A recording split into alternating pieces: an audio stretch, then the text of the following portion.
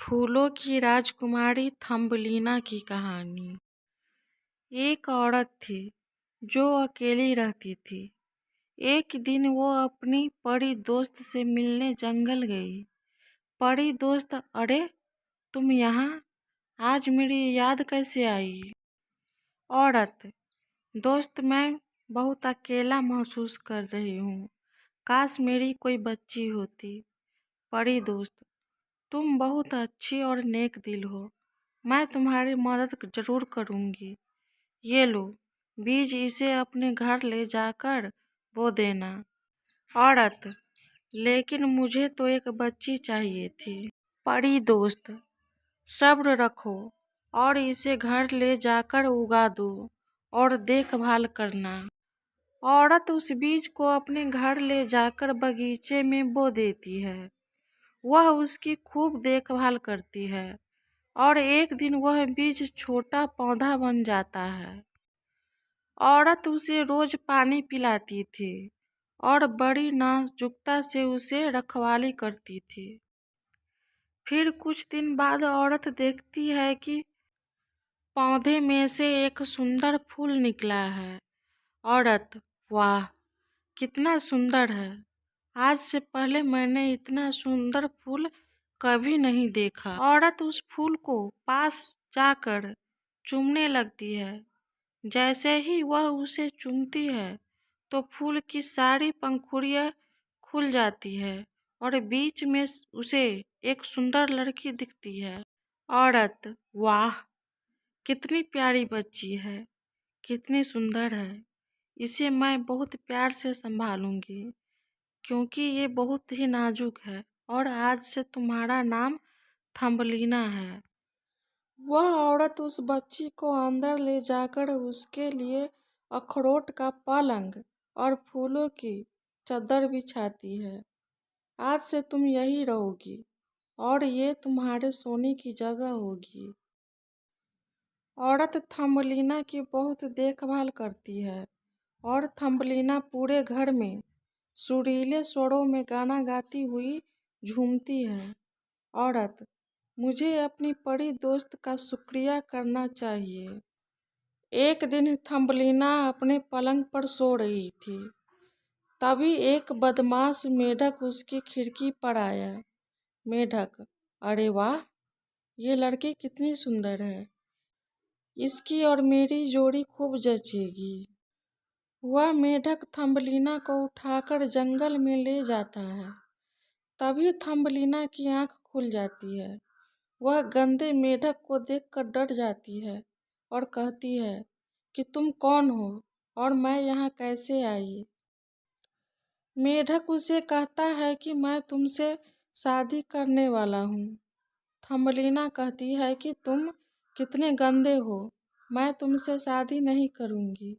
वह मेढक गुस्से में आकर थम्बलीना को तालाब में ले जाकर एक पत्ते पर खड़ा कर देता है, खुद वहां से चला जाता है। अब थम्बलीना जोर जोर से चिल्लाने लगी, हेल्प, हेल्प, कोई है, मुझे यहाँ से बाहर निकालो। उसकी आवाज़ सुनकर कुछ मछलियाँ वहाँ आई और उन्होंने थम्बलीना की मदद की। उन्होंने पत्ते की जड़ों को तोड़ दिया जिससे वह पत्ता स्वतंत्र आगे बढ़ने लगा। थम्बलीना खुश हो गई। अब वह खुले नज़ारों और फूलों को देखती हुई आगे बढ़ रही थी। थम्बलीना, वाह, क्या नज़ारा है! फूल, पत्तियाँ और ये खुशबू।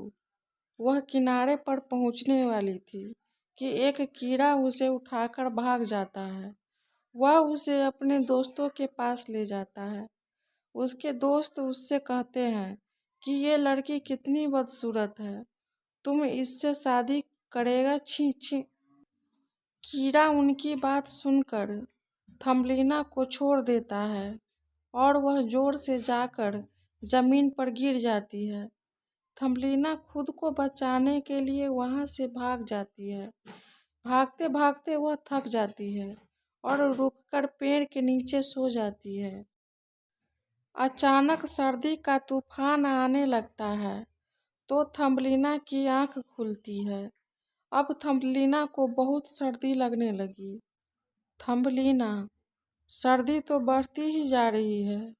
अगर मैंने अपने लिए कोई गर्म जगह नहीं ढूंढी तो मैं मर जाऊंगी। चलते चलते थम्बलीना को एक दरवाजा दिखाई देता है। थम्बलीना, अरे, लगता है कि ये किसी चूहे का घर है। मैं यहाँ जाकर मदद ले सकती हूँ और मुझे भूख भी लगी है। शायद कुछ खाने को भी मिल जाए। थम्बलीना जाकर दरवाजा खटखटाती है। एक चूहा दरवाजा खोलता है। थम्बलीना उससे कहती है कि क्या आप मुझे खाने के लिए कुछ दे सकते हो? मैंने काफ़ी समय से कुछ खाया नहीं है। चूहा कहता है कि तुम इतनी सर्दी में बाहर क्यों खड़ी हो? अंदर आ जाओ। थम्बलीना अंदर आ जाती है और चूहे का धन्यवाद करती है। चूहा उसे कुछ खाने के लिए देता है। थम्बलीना उसे कहती है कि आपका घर बहुत आरामदायक है। चूहा थम्बलीना से कहता है कि तुम यहाँ कुछ दिनों के लिए रह सकती हो और यदि कुछ मेरे घर का काम करोगी तो मैं तुम्हें हमेशा के लिए यहाँ रख लूँगा। थम्बलीना खुशी से वहाँ काम करने को तैयार हो जाती है। अब थम्बलीना बहुत थकी हुई थी, इसलिए वह लेट जाती है। दूसरे दिन चूहा थम्बलीना से कहता है कि मेरा एक जवान दोस्त है जो 1-2 दिन बाद यहाँ आने वाला है। अगर तुम चाहो तो मैं तुम्हारी शादी उससे करवा दूंगा। अगले दिन चूहे का दोस्त आ जाता है।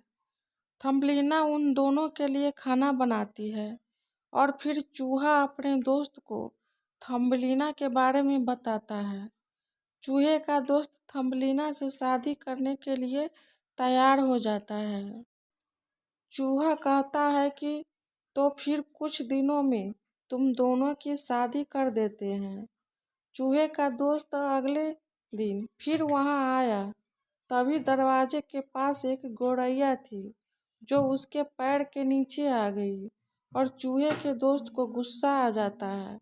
वह गौरैया को लात मार देता है और वहां से चला जाता है।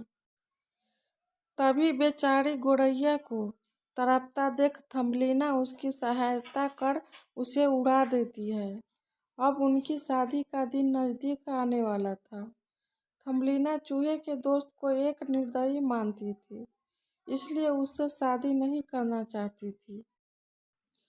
वह चिंतित होकर दरवाजे के पास खड़ी हो गई। तभी उड़ती हुई गौरैया वहां आई और थम्बलीना की परेशानी की वजह पूछी। तो थम्बलीना ने उसे बता दिया कि वह शादी नहीं करना चाहती है। गौरैया ने कहा, मैं तुम्हारी मदद करूंगी। वह गौरैया थम्बलीना को अपने पंखों पर बिठाकर वहां से दूर ले जाती है। थम्बलीना, वाह, तुम मुझे कितनी सुंदर जगह ले आई। धन्यवाद। गौरैया उसे एक फूलों वाले जंगल में उतारती है। थम्बलीना बहुत थक चुकी थी, इसलिए वहां जाकर एक फूल की पंखुड़ी पर सो गई। कुछ देर बाद एक राजकुमार वहां आया और उसने देखा कि एक सुंदर लड़की सो रही थी। राजकुमार, वाह, कितनी सुंदर है, ये कौन है? राजकुमार की आवाज़ सुनकर थम्बलीना जाग गई और उठ खड़ी हुई। अपने पास एक अजनबी को देखकर वह डर गई। राजकुमार, अरे, डरो मत, मैं इस जंगल के फूलों का राजा हूँ। मैं तुम्हारी सुंदरता को देखता ही रह गया। क्या तुम मुझसे शादी करोगी? तभी वह गौरैया वहां आ जाती है और थम्बलीना को बताती है कि वह फूलों के राजकुमार हैं और बहुत ही अच्छे इंसान हैं। तब थम्बलीना खुश होकर राजकुमार से शादी कर लेती है। अब थम्बलीना खुशी से राजकुमार के साथ फूलों की रानी बनकर रहने लगी। Please subscribe.